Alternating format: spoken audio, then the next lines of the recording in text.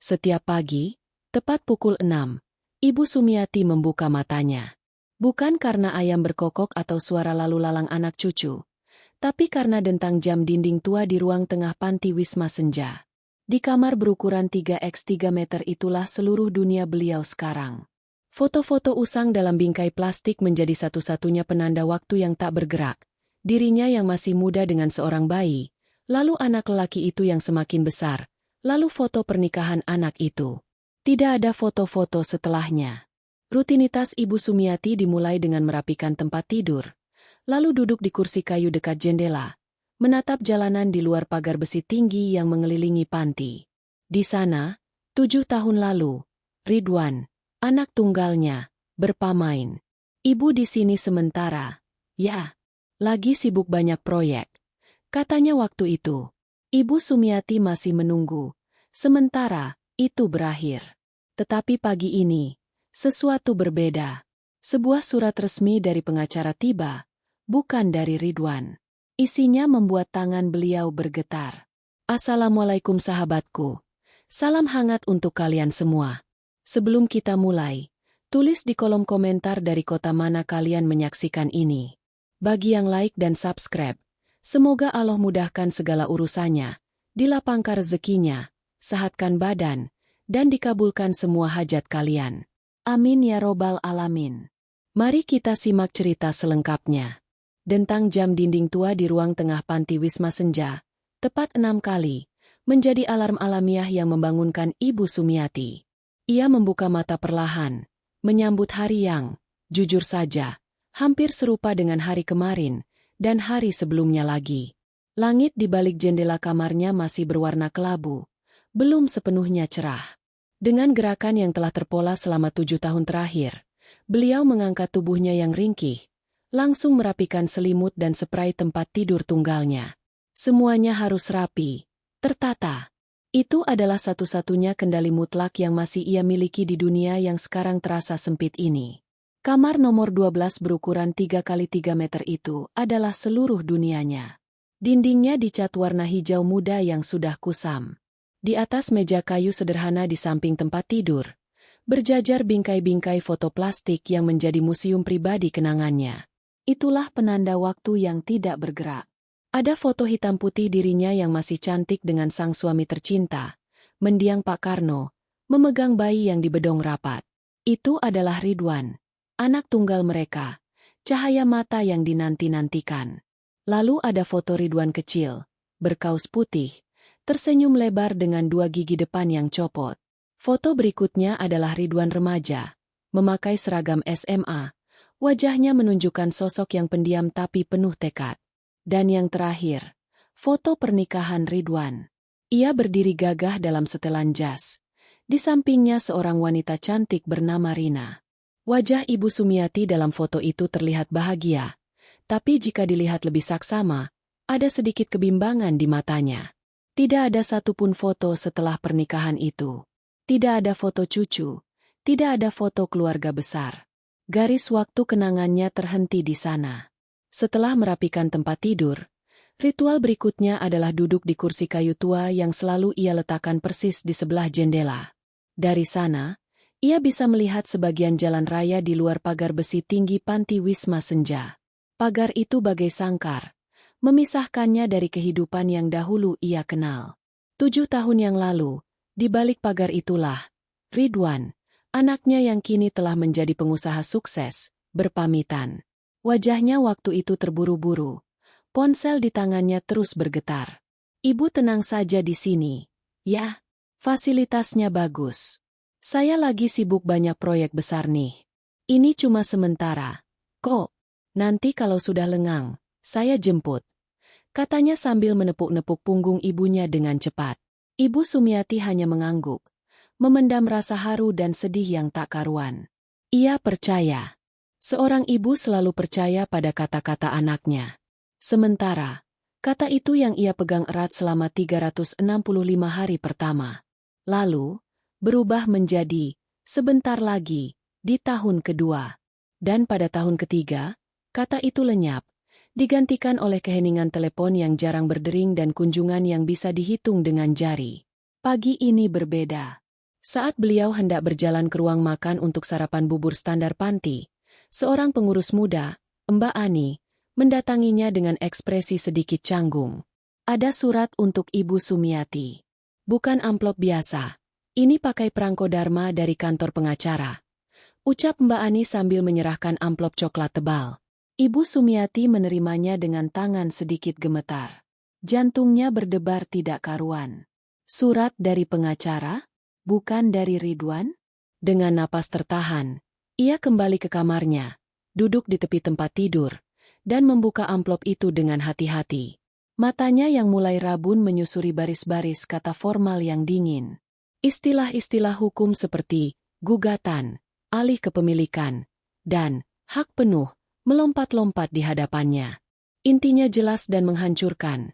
Ridwan, melalui pengacaranya, secara resmi menggugat untuk mengalihkan hak kepemilikan penuh rumah tempat Ibu Sumiati dulu tinggal, rumah yang ditinggali selama 40 tahun, atas namanya.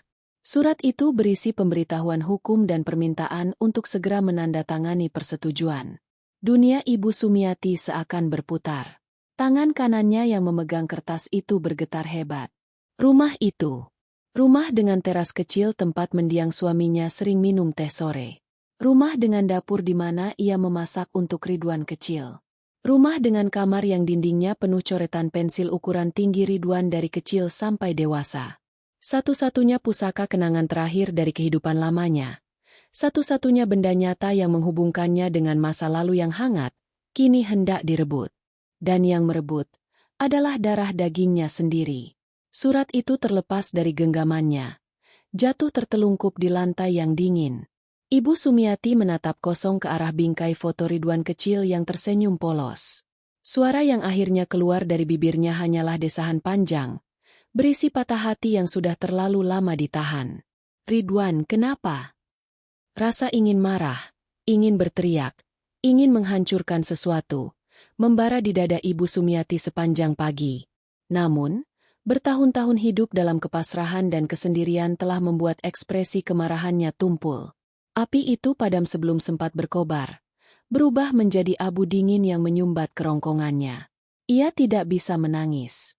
Air matanya rasanya sudah mengering sejak tahun kedua di panti ini. Saat ia menyadari kunjungan rutin, Ridwan hanyalah janji kosong.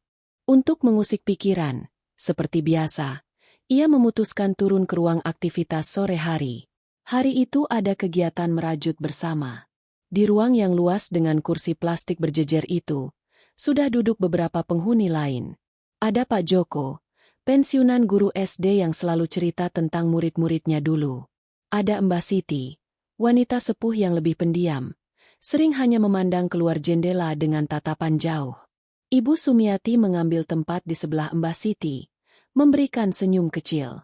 Tangannya yang berusia mulai memegang jarum dan benang wol biru, melanjutkan rajutan untuk sebuah syal yang tak pernah selesai-selesai. Suasana tenang, hanya terdengar suara jarum rajut yang bersentuhan dan desir benang. Hingga kemudian, dari balik tirai pemisah yang menuju ke dapur, terdengar suara dua pengurus panti yang sedang berbisik. Mereka mengira tidak ada yang mendengar. Iya, yang di kamar 12, Ibu Sumiati itu. Anaknya kan katanya pengusaha kaya, punya kontrakan banyak di kota. Loh, kalau kayak gitu kenapa ditaruh di sini? Panti kita kan biasa aja. Nah, itu dia. Katanya, ini kata orang yang dekat sama keluarganya lo ya, bukan anaknya yang tidak mau ngurus, tapi istri anaknya itu. Sirina. Katanya si risih ada orang tua di rumah. Ribet, lain-lain gitu.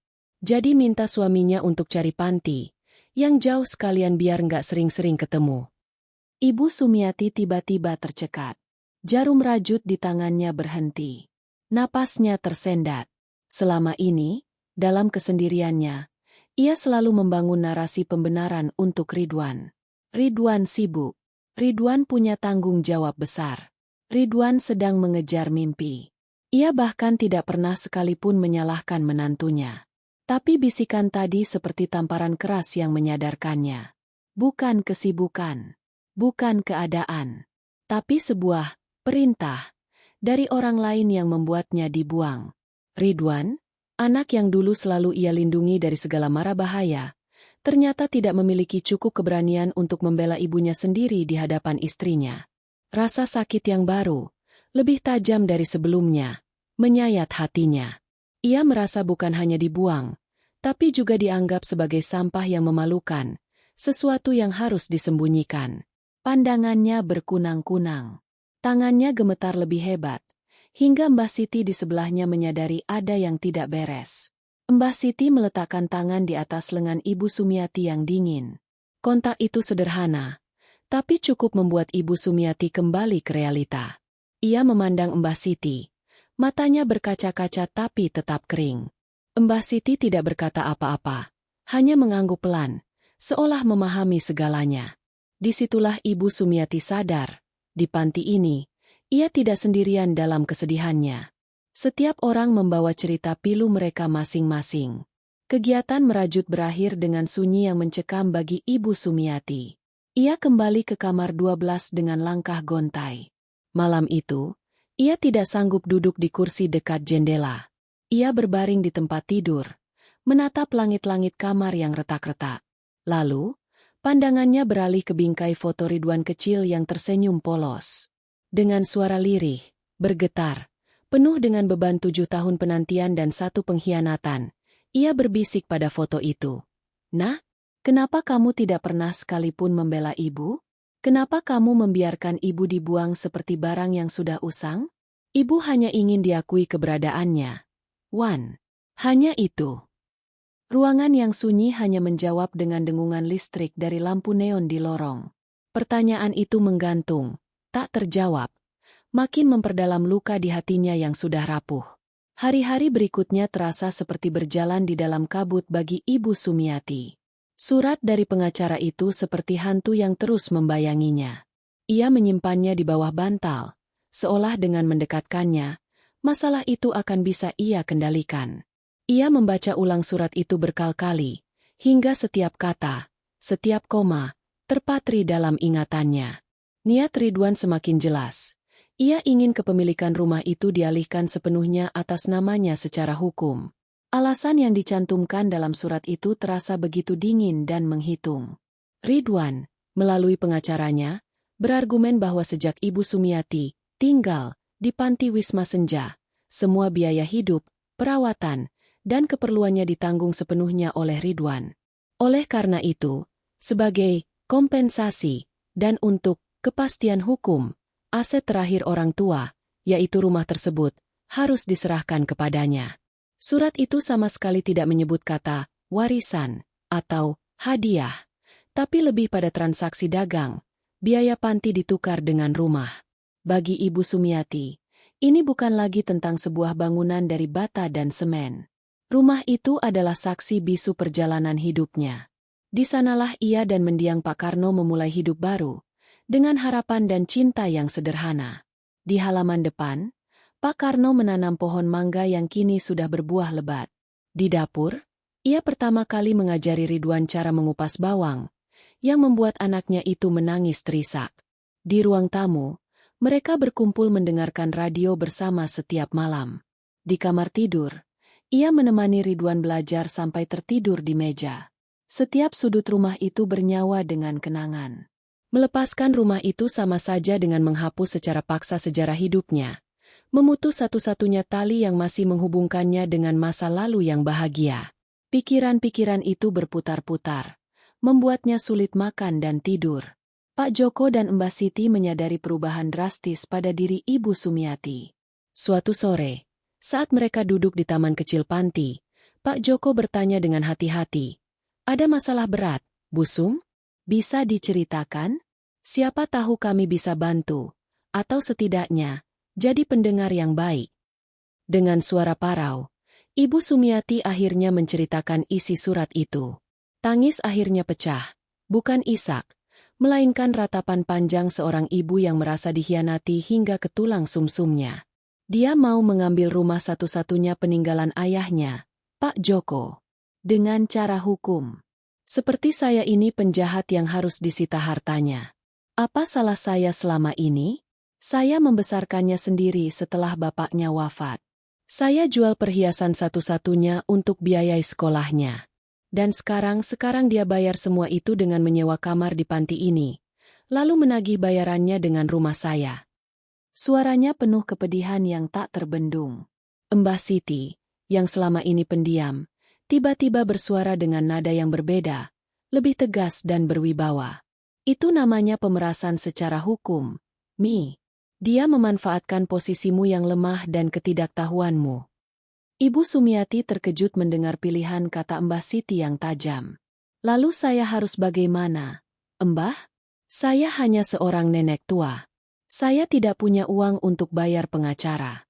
Saya juga tidak tega melawan anak sendiri di pengadilan. Dilemanya begitu nyata, antara mempertahankan harga diri dan satu-satunya harta kenangan, atau menyerah saja demi menjaga keharmonisan, semu dengan anak yang sudah tidak menghormatinya lagi. Mbah Siti menatapnya dalam-dalam. Kadang, melawan bukan berarti tidak sayang, Mi. Tapi untuk mengajarkan mereka tentang batas. Tentang harga diri seorang ibu yang tidak boleh diinjak-injak. Kalau kamu diam saja, itu sama saja dengan membenarkan perbuatannya.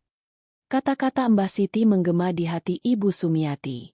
Selama ini, ia selalu memilih diam, menerima, dan mengalah. Apakah pengabdiannya sebagai ibu harus berakhir dengan menjadi karpet yang diinjak-injak? Untuk pertama kalinya dalam 7 tahun, sebuah percik api kecil, bukan amarah, tapi tekad, mulai menyala di dalam dada Ibu Sumiati. Api untuk berdiri, setidaknya sekali ini saja, untuk dirinya sendiri dan untuk kenangan mendiang suaminya. Namun, tekad itu masih samar dan dipenuhi keraguan.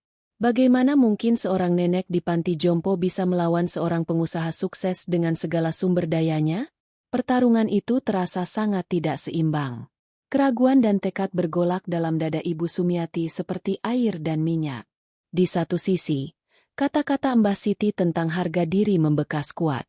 Di sisi lain, bayangan harus berhadapan dengan Ridwan di pengadilan membuatnya nyaris menyerah. Bagi seorang wanita yang dibesarkan dengan nilai, keikhlasan, dan pengorbanan tanpa pamrih, mengambil langkah melawan anak kandung sendiri terasa seperti dosa besar. Beberapa hari berlalu dalam keheningan yang mencekam. Ibu Sumiati hampir tidak keluar kamar, hanya mondar-mandir di ruang kecilnya, menatap surat itu dan foto-foto lama. Hingga suatu senja, Mbah Siti mengetuk pintu kamarnya. Ia masuk tanpa menunggu jawaban. Duduk di kursi kayu di dekat jendela, dan memandang Ibu Sumiati yang terbaring lemas di tempat tidur. Masih berpikir? Tanya Mbah Siti, suaranya lembut namun mantap. Iya, Mbah. Saya bingung. Saya takut. Jawab Ibu Sumiati lirih. Kalau saya lawan, berarti saya merusak hubungan dengan anak saya selamanya. Tapi kalau saya diam, rasanya saya mati perlahan-lahan. Rumah itu satu-satunya yang membuat saya merasa masih punya akar. Mbah Siti menghela napas panjang. Sumiati, kamu tahu saya jarang cerita tentang masa lalu saya. Ibu Sumiati menggeleng, penasaran. Dulu, saya bukan hanya penghuni panti. Saya adalah pengacara. Ibu Sumiati terkejut. Matanya membesar. Sosok Mbah Siti yang kelihatan rapuh dan selalu diam itu ternyata menyimpan rahasia besar. Saya khusus menangani kasus-kasus keluarga, pernikahan, warisan, perwalian. Saya lihat terlalu banyak anak yang melupakan orang tua setelah sukses. Dan saya lihat terlalu banyak orang tua seperti kamu, yang memilih diam karena tidak enak atau tidak tega. Hasilnya, mereka terluka semakin dalam. Dan anak-anak itu tak pernah belajar bahwa perbuatan mereka salah. Mbah Siti berhenti sejenak, memastikan kata-katanya terserap. Kamu tidak sedang melawan Ridwan sebagai musuh. Kamu sedang mengajarkannya pelajaran terakhir, dan mungkin yang terpenting, sebagai seorang ibu, bahwa setiap perbuatan ada konsekuensinya. Bahwa cinta seorang ibu itu kuat, tapi harga dirinya juga harus dihormati. Bagaimana, Mbah? Saya tidak punya uang, tidak punya dokumen, tidak tahu hukum, bantah Ibu Sumiati. Rasa tidak percaya dirinya mengemuka. Mbah Siti tersenyum tipis, Senyum yang tiba-tiba membuat wajahnya yang keriput terlihat cerdas dan bersemangat. Kamu punya kebenaran di pihakmu. Dan kamu punya saya. Saya tidak bisa praktik lagi. Lisensi saya sudah tidak aktif. Tapi saya masih punya akal, ingatan, dan jaringan. Saya punya seorang murid. Sekarang dia pengacara yang cukup disegani. Dia akan membantu kita tanpa bayaran. Sebagai bakti pada saya dulu. Untuk dokumen kita kumpulkan. Tawaran itu terdengar seperti mimpi. Ada jalan keluar. Ada orang yang mau membantu tanpa pamrih. Air mata akhirnya menetes di pipi Ibu Sumiati. Bukan air mata keputusasaan, tapi kelegaan karena merasa tidak sendirian. Tapi, apakah ini berarti perang dengan anak saya sendiri? Tanyanya, masih ragu. Ini berarti memperjuangkan apa yang benar, dengan cara yang benar. Tegas Mbah Siti. Kita tidak akan menggunakan emosi atau kekerasan. Kita gunakan fakta, dokumen, dan hukum. Ridwan menggunakan pengacaranya untuk menekanmu. Sekarang, kamu akan punya pendamping hukum juga. Ini untuk menyetarakan kedudukan. Diam sejenak. Suara azan maghrib berkumandang dari musala kecil di ujung panti, menembus keheningan kamar. Suara itu seakan mengingatkan Ibu Sumiati pada keteguhan hati. Ia mengingat almarhum suaminya, Pak Karno, seorang lelaki sederhana yang jujur dan gigih. Apa yang akan dilakukan suaminya jika melihat istrinya diperlakukan seperti ini? Pasti ia akan berkata, "Berdirilah, Mi. Jangan diam saja." Dengan tangan masih gemetar, namun dengan cahaya baru di matanya, Ibu Sumiati menarik napas dalam-dalam. Ia memandang Mbah Siti, lalu memandang foto almarhum suaminya di meja. Sebuah keputusan besar lahir di kamar nomor 12, di senja hari itu. "Baiklah, Mbah," ucapnya. Suaranya masih lirih tapi jelas. "Saya mau berusaha. Saya mau belajar untuk berdiri, setidaknya sekali ini saja. Tolong bantu saya." Mbah Siti mengangguk. Kepuasannya terlihat. "Pertama, kita butuh bukti kuat bahwa rumah itu memang hakmu, atau setidaknya bukan hak Ridwan sepenuhnya. Kamu ingat dulu pembayaran rumah itu bagaimana? Masih ada kwitansi atau surat-suratnya?" Ibu Sumiati mengernyitkan dahi, berusaha mengingat masa lalu yang sudah puluhan tahun lalu. Dulu, rumah itu dibeli secara bertahap. Bapaknya yang bayar. Saya ingat ada kwitansi-kwitansi kertas, ditulis tangan. Tapi, itu semua sudah lama. Saya bawa ke panti ini hanya baju dan foto-foto. Barang-barang penting lainnya, semuanya masih di rumah itu. "Berarti kita harus masuk rumah itu," gumam Mbah Siti. "Tapi Ridwan pasti sudah mengganti kunci. Atau mungkin sudah disegel." Tantangan pertama telah muncul. Namun, di balik keputusasaan, seringkali tersembunyi kejutan. Dan kejutan itu akan datang dari arah yang tak terduga. Rencana untuk masuk rumah terkendala oleh kenyataan bahwa Ridwan, sebagai pihak yang sudah berniat mengambil alih, pasti telah mengamankan akses.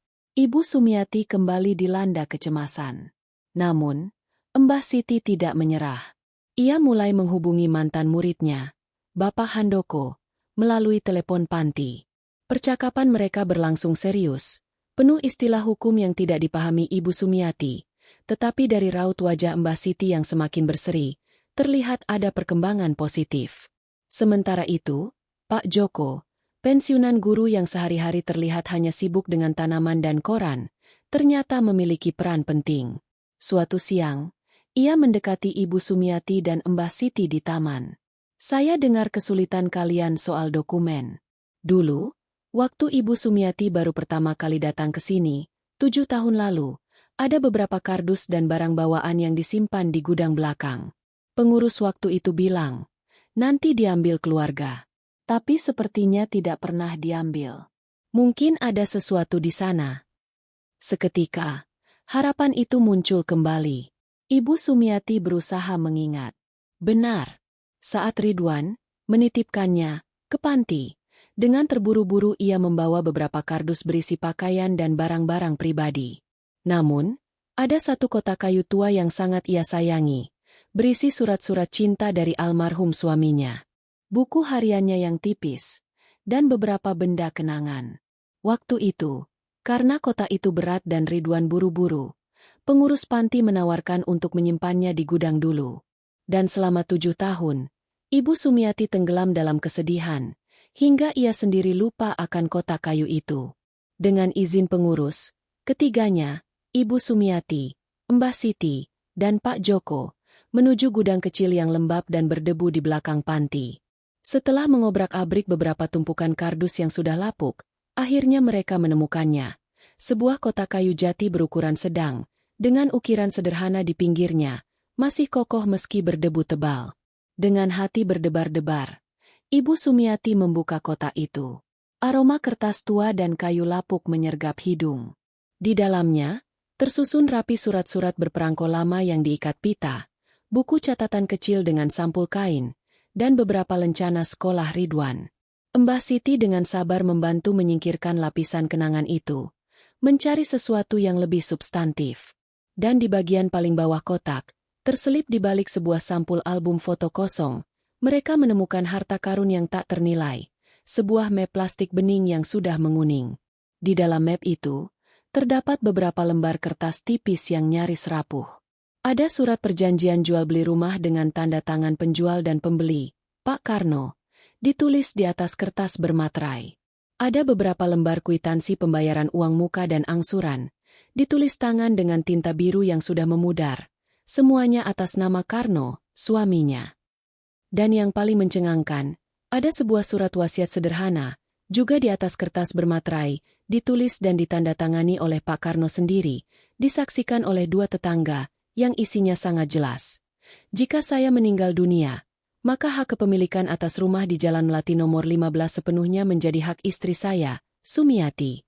Rumah ini tidak boleh diperjualbelikan atau dialihkan tanpa sepengetahuan dan persetujuan Sumiati. Ibu Sumiati memegang surat wasiat itu. Tangannya gemetar hebat. Ia sama sekali tidak ingat tentang surat wasiat ini. Mungkin dulu Pak Karno membuatnya diam-diam, ingin memastikan istrinya aman. Atau mungkin ia pernah diberitahu, tapi kesedihan setelah ditinggal wafat suaminya membuat ingatannya mengabur. Air mata kebahagiaan dan kerinduan yang luar biasa membanjiri wajahnya. Bapak, ternyata Bapak sudah menjaga saya dari dulu. Isaknya. Surat wasiat itu adalah bukti cinta terakhir suaminya. Sebuah perlindungan yang baru sekarang ia sadari. Mbah Siti memeriksa dokumen-dokumen itu dengan cermat. Wajahnya berseri-seri. Ini kuat, Mi. Ini bukti yang sangat kuat. Surat wasiat ini sah. Meski sederhana, tetapi memenuhi syarat. Artinya, Ridwan tidak punya hak hukum untuk mengklaim rumah itu sebagai miliknya sepenuhnya. Rumah itu adalah hakmu. Namun, perasaan menang itu segera diiringi oleh bayangan konflik yang lebih besar. Sekarang mereka punya senjata. Tapi bagaimana cara menggunakannya? Haruskah mereka langsung menghadapi Ridwan dengan dokumen ini? Atau melangkah ke pengadilan? Mbah Siti menyarankan untuk melalui jalur hukum yang resmi, dengan Bapak Handoko sebagai kuasa hukum. Mereka akan membalas surat dari pengacara Ridwan dengan surat keberatan resmi yang disertai salinan dokumen-dokumen ini. Kita main terbuka dan fair, kata Mbah Siti. Kita beri dia kesempatan untuk menarik kembali gugatannya setelah melihat bukti ini. Ibu Sumiati setuju, meski hatinya campur aduk. Ia membayangkan ekspresi Ridwan ketika melihat surat wasiat dari ayahnya sendiri. Apakah ia akan merasa malu? Atau malah marah? Pertarungan yang awalnya terasa mustahil, kini mulai tampak ada cahaya di ujung terowongan, meski jalan di depannya masih gelap dan penuh duri. Kotak kayu tua itu, yang nyaris terlupakan di gudang yang gelap, ternyata menyimpan kunci untuk membebaskannya dari belenggu ketidakadilan. Surat keberatan resmi dari kuasa hukum Ibu Sumiati, Bapak Handoko, telah dikirimkan. Salinan surat wasiat dan kwitansi pembayaran dilampirkan. Suasana di panti Wisma Senja menegang menunggu respons. Ibu Sumiati berusaha tenang dengan merajut, tetapi jarinya seringkali salah menyelipkan benang. Kemudian, pada suatu Sabtu siang, kejutan itu datang. Sebuah mobil SUV mewah berhenti di depan gerbang panti. Ridwan turun, sendirian. Wajahnya terlihat lebih tua dari ingatan Ibu Sumiati, dengan garis-garis kerutan di dahi yang menunjukkan beban pekerjaan. Ia masuk dengan langkah pasti, mengangguk pada pengurus yang menyapanya, dan langsung menuju kamar nomor 12. Ketukan di pintu terdengar kencang. Ibu Sumiati membukanya, dan untuk pertama kalinya dalam setahun terakhir, ia berhadapan langsung dengan anaknya. Ada keheningan yang canggung. "Ibu," sapa Ridwan singkat, tanpa senyum. Ia melirik kursi kayu.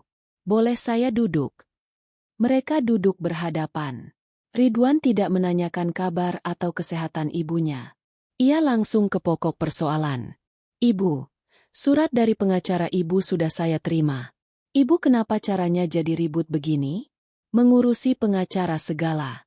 Apa yang ibu tidak mengerti dari surat saya sebelumnya? Ini untuk kebaikan semua." Suara Ridwan datar, seperti sedang mempresentasikan proposal bisnis. Ibu Sumiati menguatkan hati, mengingat kata-kata Mbah Siti tentang harga diri. "Saya mengerti, Wan. Tapi rumah itu bukan sekadar bangunan. Itu adalah peninggalan terakhir ayahmu. Dan ada wasiatnya." Ia mencoba menjelaskan dengan lembut. Ridwan menghela napas. Kesal.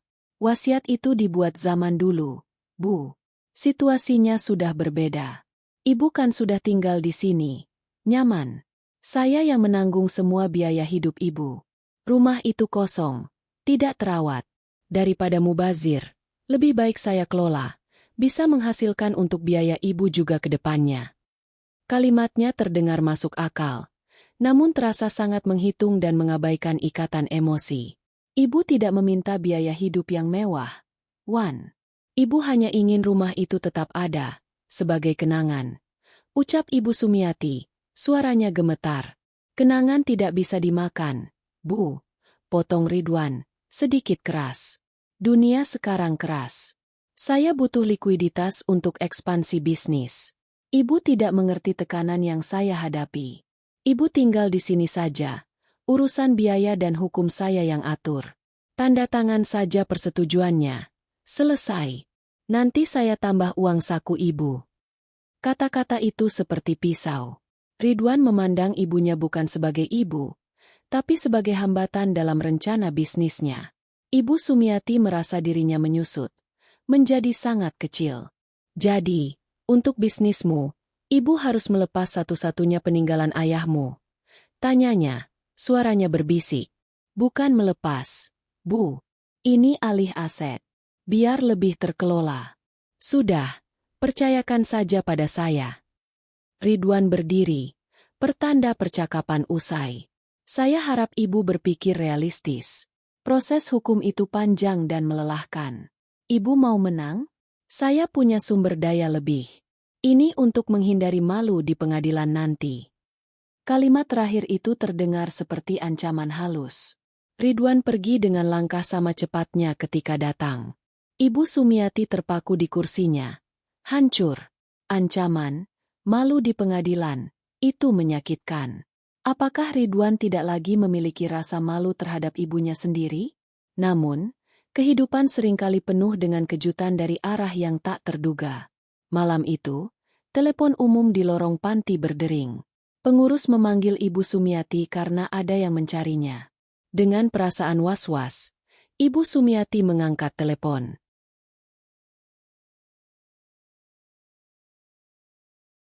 "Selamat malam, Ibu. Ini Rina." Suara di seberang sana terdengar ragu-ragu, berbeda dengan kesan angkuh yang selalu dibayangkan Ibu Sumiati. Ibu Sumiati tertegun. "Rina? Ada apa, Nak?" "Maaf mengganggu Ibu. Saya baru tahu semuanya. Surat gugatan itu, surat dari pengacara Ibu, semua." Suara Rina terdengah-dengah. "Ridwan bilang pada saya bahwa ibu sudah setuju dan merelakan rumah itu untuk kami kelola. Dia bilang ibu senang di panti, tidak mau repot lagi. Saya percaya saja. Tapi hari ini, saya tidak sengaja lihat surel dari pengacaranya yang membalas surat keberatan ibu, dan saya baca surat wasiat almarhum ayah itu." Ibu Sumiati diam, hatinya berdebar kencang. "Bu, saya malu. Saya tidak tahu kalau sampai seperti ini. Saya memang dulu pernah bilang, saya agak kewalahan mengurus rumah besar dan anak-anak kalau ada nenek di rumah. Tapi maksud saya, mungkin bisa dicari asisten atau apa. Saya tidak pernah menyuruh Ridwan untuk membuang ibu dan mengambil rumahnya. Suara Rina terdengar seperti hendak menangis. Saya tidak tahu dia melakukan semua ini dengan cara menipu saya dan menggugat ibu sendiri. Saya benar-benar tidak tahu. Kejujuran yang tak terduga dari Rina itu membuat Ibu Sumiati terharu. Selama ini, ia menyimpan dendam pada wanita yang dianggap sebagai biang keladi. Ternyata ia juga korban dari kebohongan Ridwan. Terima kasih sudah menelepon. Rina, Ibu. Ibu tidak tahu harus berkata apa. Bu, saya tidak mau terlibat dalam ini. Tapi saya juga tidak bisa membiarkan. Ini salah. Ridwan, suami saya, berbuat salah pada ibunya sendiri.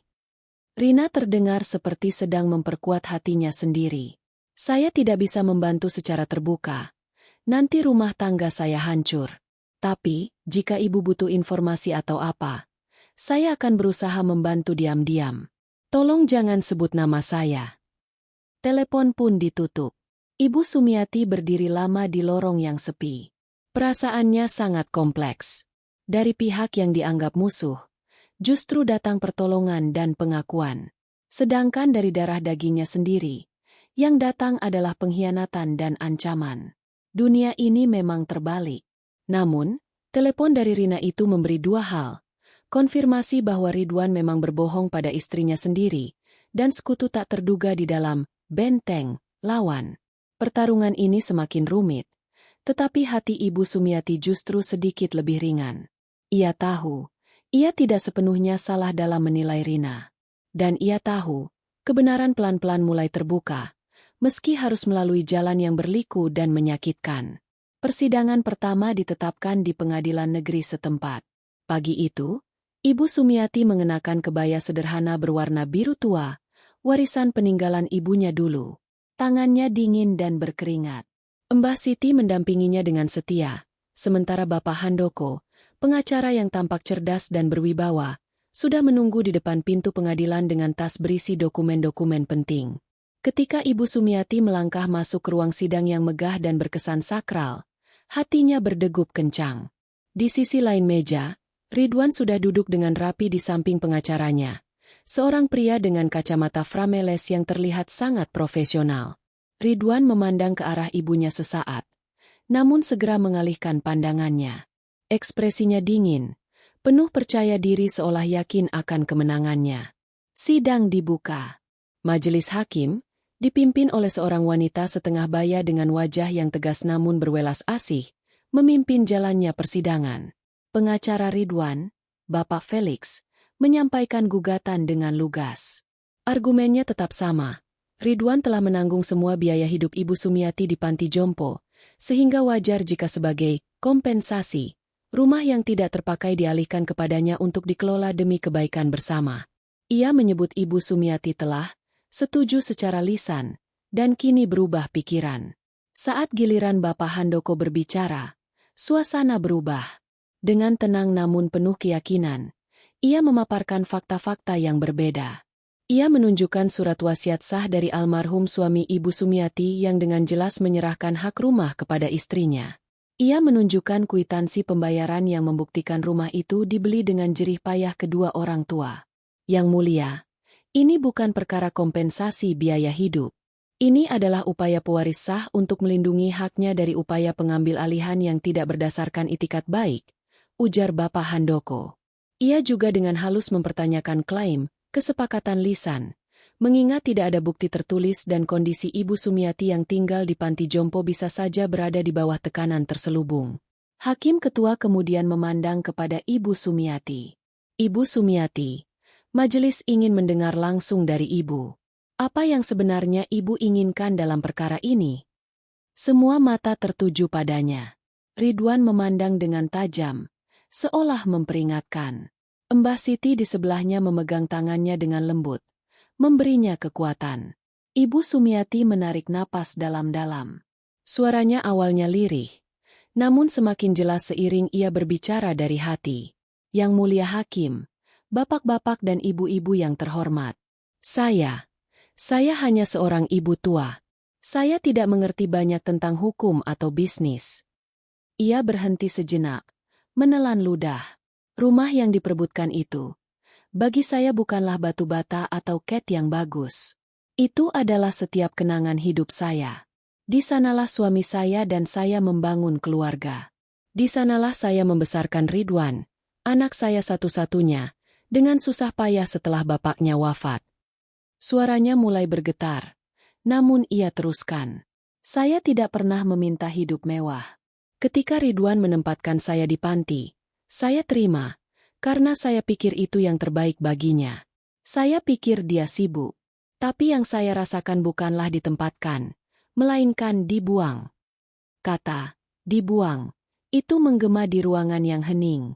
Ridwan menunduk, telinganya memerah. Sekarang, anak saya yang saya besar dengan susah payah, yang saya korbankan segalanya, tidak hanya ingin membuang saya, tapi juga ingin mengambil satu-satunya akar yang masih saya miliki. Dia menggugat saya, ibunya sendiri, di pengadilan. Air mata akhirnya menetes, membasahi pipinya yang keriput. Yang saya tuntut bukan rumahnya, Yang Mulia, tapi pengakuan. Pengakuan bahwa jerih payah orang tuanya, cinta seorang ibu, dan kenangan sebuah keluarga itu semua ada nilainya. Nilainya tidak bisa diganti dengan uang sewa panti atau dihitung sebagai kompensasi. Saya ingin anak saya ingat bahwa di balik kesuksesannya hari ini, ada seorang ibu yang dulu berjalan kaki berkilometer untuk menjual kue demi tambahan biaya sekolahnya. Saya hanya ingin harga diri saya sebagai seorang ibu, yang sudah terinjak-injak selama ini, bisa kembali berdiri. Kalau untuk itu saya harus melalui pengadilan yang menakutkan ini, maka saya jalani. Ucapan itu keluar begitu saja, tanpa naskah, murni dari hati yang terluka. Banyak orang di ruang sidang, termasuk panitera dan salah satu hakim anggota, terlihat tersentuh. Ridwan tidak lagi bisa menatap ibunya. Wajahnya pucat, seolah baru menyadari betapa dalam luka yang ia sebabkan. Pengacaranya, Bapak Felix, terlihat sedikit tidak nyaman. Hakim ketua mengangguk perlahan. Matanya menatap Ibu Sumiati dengan penuh penghormatan. Terima kasih, Ibu Sumiati. Majelis menghargai keterus-terangan Ibu, ucap hakim. Sidang pertama pun ditutup dengan keputusan untuk menunda persidangan guna mediasi terlebih dahulu. Namun, dampak dari kata-kata Ibu Sumiati tidak berhenti di ruang sidang. Seorang jurnalis muda yang kebetulan meliput sidang sengketa properti lainnya di ruang yang sama, tertarik dengan kesaksian Ibu Sumiati. Ia menulis sebuah artikel pendek yang mengharukan, namun tetap menjunjung fakta hukum, dan mempublikasikannya di media online lokal. Artikel itu dengan cepat menyebar, dibagikan ribuan kali di media sosial. Judulnya sederhana, sebuah kesaksian hati di pengadilan, ibu tua gugat anak kandung demi harga diri, bukan rumah. Cerita itu menyentuh banyak hati. Komentar-komentar berdatangan. Banyak yang menyayangkan tindakan Ridwan. Banyak yang mengirim doa dan dukungan untuk Ibu Sumiati. Tekanan sosial mulai membentuk awan gelap di atas Ridwan. Rekan bisnisnya mulai bertanya-tanya. Teman-temannya menyindir halus. Reputasinya sebagai pengusaha yang diandalkan mulai ternoda oleh citra sebagai anak yang tega menggugat ibunya sendiri. Di rumah mewah mereka, Rina tidak bisa lagi diam. Ia menunjukkan artikel itu pada Ridwan. Lihat, Wan. Lihat apa yang kau lakukan. Ini sudah menjadi berita. Orang-orang memandang kita seperti monster. Ridwan, yang sudah merasa terpojok secara hukum setelah surat wasiat terungkap, kini mendapat tekanan dari publik. Ia membentak. Ini bukan urusan mereka. Ini urusan keluarga. Tapi kau yang membawanya ke pengadilan. Wan, kau yang mengubah urusan keluarga jadi urusan hukum. Rina menjawab, kali ini dengan berani. Aku sudah bilang, aku malu. Ibu Sumiati di panti, sendirian. Dan kau malah ingin merampas rumah satu-satunya? Apa kau tidak punya hati? Coba bayangkan anak kita, Kevin, melakukan hal seperti ini pada kita nanti. Apa perasaanmu? Perkataan Rina tentang anak mereka sendiri, Kevin, menjadi pukulan telak. Ridwan membayangkan wajah polos putranya yang berusia 5 tahun. Ia membayangkan dirinya tua nanti, dan Kevin memperlakukan dirinya seperti ini. Sebuah bayangan yang mengerikan. Untuk pertama kalinya, ia tidak melihat ibunya sebagai beban atau hambatan bisnis, tetapi sebagai seorang manusia, seorang wanita yang telah mengorbankan segalanya untuknya. Ingatannya melayang pada masa kecilnya yang sulit, ketika ibunya menjahit baju orang lain hingga larut malam demi membiayai sekolahnya. Ia teringat bagaimana ibunya selalu memberikan daging di piringnya, sementara ibunya sendiri hanya makan sayur. Rasa sesal yang selama ini dipendam di balik ambisi dan gengsinya, mulai menyembur seperti lava. Ia terdiam lama, menatap artikel di layar ponsel. Foto ibunya yang tua dan rapuh di ruang sidang menghantam nuraninya. Aku tidak bermaksud seperti itu, Rin.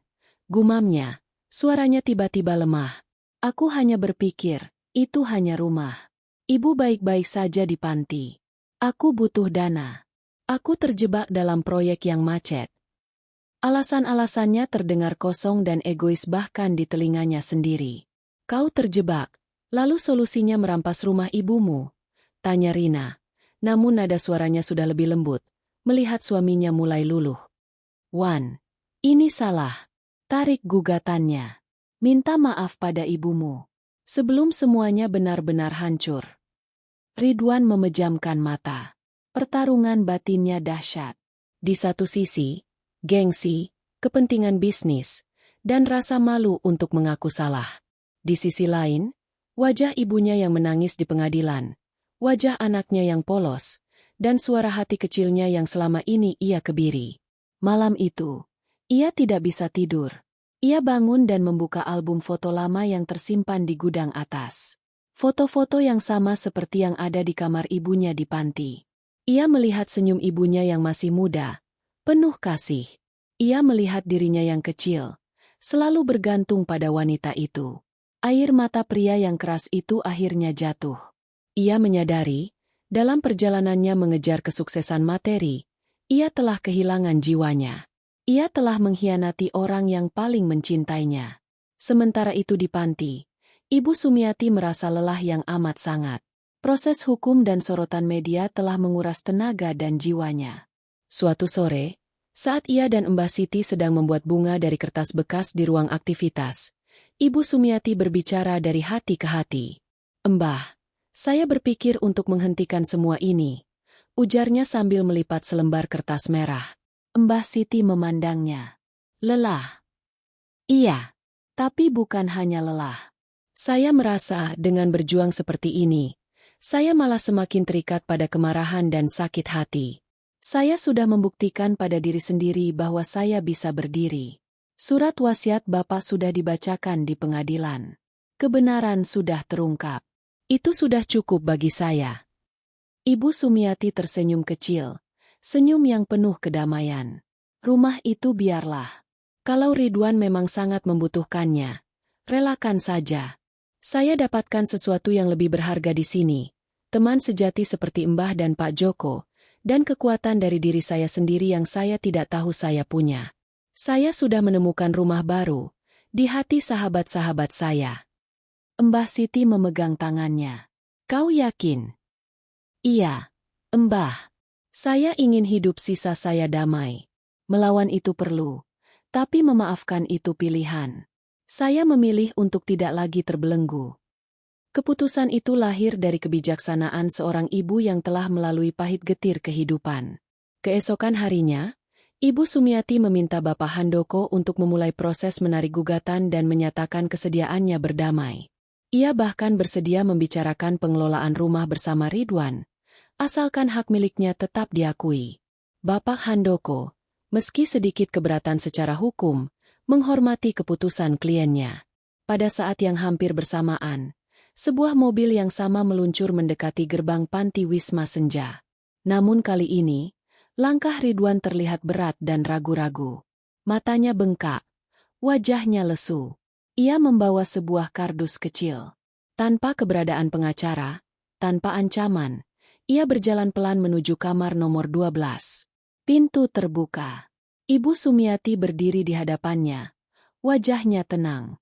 Ridwan melihat bunga-bunga kertas warna-warni yang tersusun di meja kecil. Ia tidak bisa berkata-kata. Rasa malu, sesal, dan kerinduan yang tertahan selama bertahun-tahun membanjiri dirinya. Kardus di tangannya jatuh. Tanpa kata-kata, dengan isak yang terhambur dari dadanya, Ridwan merangkul ibunya erat-erat. Pelukan yang pertama dalam belasan tahun terakhir. Ibu, maafkan saya. Maafkan anakmu yang dungu ini. Rintihnya, suaranya parau oleh tangis. Saya sudah lupa segalanya, lupa bagaimana ibu berkorban. Lupa kasih sayang ibu. Saya hanya memikirkan diri sendiri. Saya binatang. Ibu Sumiati, yang terkejut, pelan-pelan mengangkat tangannya dan membelai kepala anaknya yang sedang menangis terseduh-seduh. Air matanya sendiri akhirnya tumpah.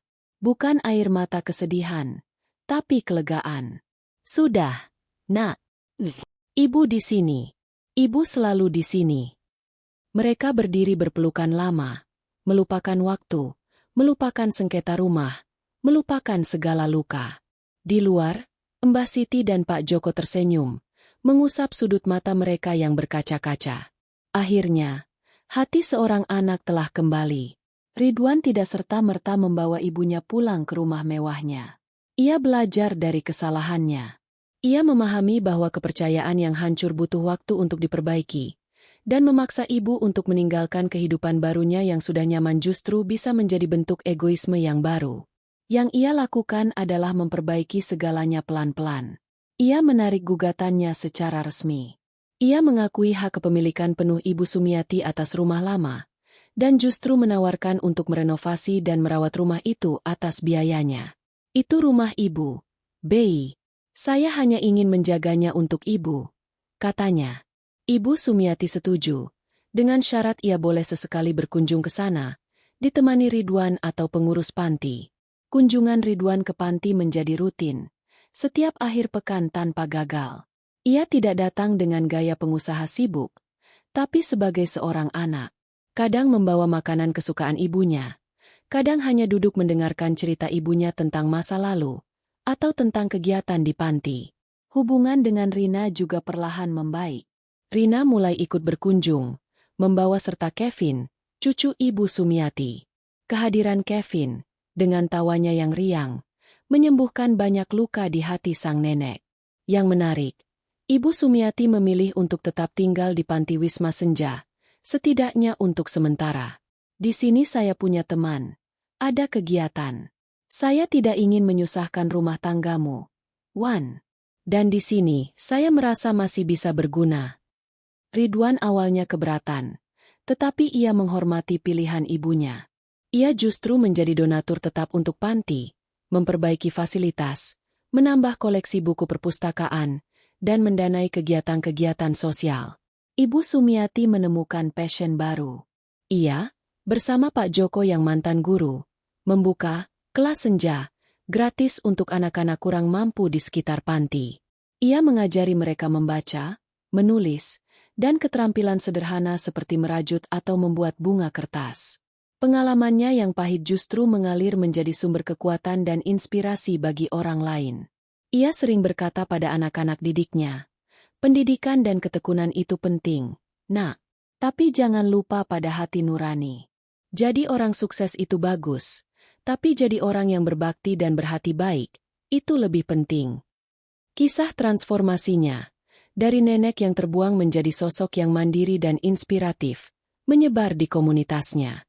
Banyak keluarga yang mulai introspeksi, lebih memperhatikan orang tua mereka. Banyak anak muda yang terinspirasi oleh ketabahan dan kemampuannya untuk memaafkan. Konflik rumah telah selesai dengan damai, tetapi pembelajaran hidupnya jauh lebih dalam. Ibu Sumiati belajar bahwa harga diri harus diperjuangkan, sekalipun itu berarti harus berhadapan dengan orang yang paling kita cintai. Ia belajar bahwa memaafkan bukanlah kelemahan, melainkan kekuatan tertinggi yang membebaskan diri sendiri dari belenggu dendam. Dan Ridwan belajar bahwa kesuksesan sejati bukanlah yang terpampang di rekening bank atau gelar, tetapi pada keutuhan hati dan keberanian untuk mengakui kesalahan, lalu memperbaiki diri. Suatu senja, Ibu Sumiati kembali duduk di kursi kayu dekat jendela kamar 12. Namun sekarang, pandangannya tidak lagi kosong menatap pagar besi. Ia melihat Kevin, cucunya, berlari-lari di taman panti yang sudah dipercantik, diterangi cahaya jingga matahari terbenam. Ridwan dan Rina duduk di bangku dekatnya, mengobrol ringan dengan Mbah Siti dan Pak Joko. Senyumnya mengembang, damai. Ia mungkin sudah tua, kamarnya mungkin masih kecil, tetapi dunianya kini terasa sangat luas, dipenuhi dengan cinta yang telah pulih, persahabatan yang tulus, dan makna baru yang ia temukan di senja hidupnya. Bunga yang terlambat mekar itu, akhirnya menunjukkan keindahannya yang paling memesona, justru ketika matahari hampir terbenam. Terima kasih sudah menonton video ini. Semoga bermanfaat.